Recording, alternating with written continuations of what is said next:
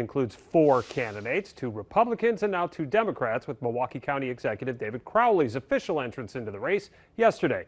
But there could be many more names on the ballot when the primary takes place next August.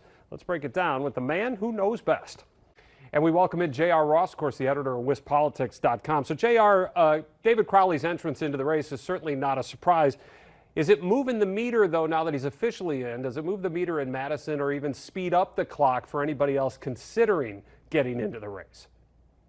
No, we're all waiting on Josh Kaul, the Attorney General. He is kind of like the big domino to fall because depending on what he does, it could shape the field. Now, State Senator Kelda Roys of Madison, State Representative Francesca Hong of Madison, they're likely to make their decision separate of what Kaul does. But there's kind of a view in the Capitol that if Kaul were to run, then maybe Mandela Barnes, former lieutenant governor, ran for U.S. Senate in 2022, doesn't get in. But if Kaul doesn't run, it makes it more likely that Mandela gets in. So there are a lot of ifs. Can't forget Missy Hughes, who's the head of the Wisconsin Economic Development Corporation. She's looking at a bit. I mean, there's a wide field. All right, I want to talk about numbers in the primary, but you brought up A.G. Kaul. I was going to get to that, so let's just go there now. Besides people waiting to hear what he's going to do, what are we hearing about what he's weighing right now? In other words, what factors are weighing into his decision whether or not to run? Because it seems like we've been waiting on word from him ever since Tony Evers said he was not going to run. Yeah, the question is, does he want it? And does he want it badly enough? Look, he's an incumbent Attorney General. We're looking ahead to 2026. I always caution that it's a long ways away, but if passes prologue and it's a good year for Democrats because there's a Republican in the White House, you would think that the Attorney General, as an incumbent office holder, as a Democrat in a decent Democratic year, would probably be favored for re-election. If he runs for governor, though, you're talking about a wide open primary. What's his lane? What's his path to victory? You could argue that he's a more high-profile statewide candidate. He had more money in the bank at the end of June than the others, but he's not really well known as Attorney General, so he's taking a risk if he runs. And there's a phrase in politics about having the fire in the belly. It means you burn to get this job. You really want to go all in to get it. Does Josh Kaul really want to go all in to become governor? The primary field, if it is really large, and let's go back, you always talk about his past prologue. Well, the last time the Democrats didn't have the governor's office and they were looking for a candidate, there were 10 people in that primary back in 2018. There were only 2 in 2014 and just 2 in 2010 when it was an open seat. 5 Republicans in the primary in 2022, so far just 2. So how crowded do you anticipate the primary field to be on both sides? Good question. On the Republican side, much like we're waiting on Josh Kaul, we're all waiting on Tom Tiffany, the congressman from Minocqua. Is he going to get in as a Republican? There are others who have been kind of kicking the tires. Eric Hovde, who ran for the U.S. Senate in 2024, his name is still mentioned. So if you get a wide field, the question becomes resources. You mentioned that 2018 primary for governor, 10 candidates, 2 dropped out by midsummer, I believe it was. There wasn't a lot of money to be raised by the candidates because it was hard. Donors said, look, I've got all these choices. I just want to beat Scott Walker.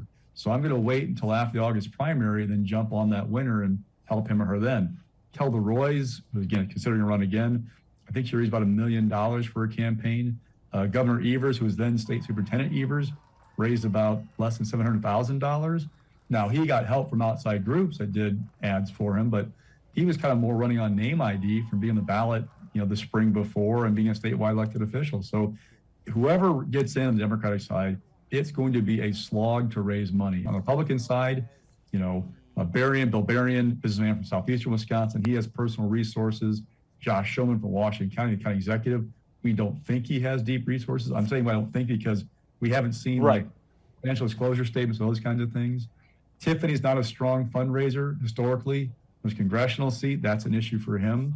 Now, like in Eric Hovde, he spent $20 million on this U.S. Senate race in 2024. Does he want to write a check that big again for the run? Again, we're waiting to see what his preference is if he's there. But if he does get in, then it becomes a question again, do you want to write a check? Because it's going to be hard to raise money when you've got all these candidates. It makes donors go, I'm going to sit this one out until the primary's over, then I'll get fully involved then. JR, if donors want to wait, the other side of that is it sure seems like voters wait, because if you look at the recent primaries, they get about a third of what the general election does in terms of total number of votes. So from a crowded field perspective, when there are that few votes, I guess, does that give you have a better chance of coming out of there with fewer votes? I mean, how do you look at the low vote total versus a large primary field? Well, it can shape the primary in that the lower the vote total, the more liberal or conservative your primary electorate is, because you're more hardcore people that are turning out. But let's look at the Dem field. We talk about lanes in politics. So the Milwaukee lane, right now, David Crowley, you could argue, has the Milwaukee lane. But Mandela Barnes, if he gets in, he's from Milwaukee. Sure. That would create competition for David for those voters. In Madison, Kelda Roys, she's from the city of Madison, as is Francesca Hahn. They could have competition for that kind of pool of voters. Sarah Rodriguez, Lieutenant Governor, she's from Waukesha County.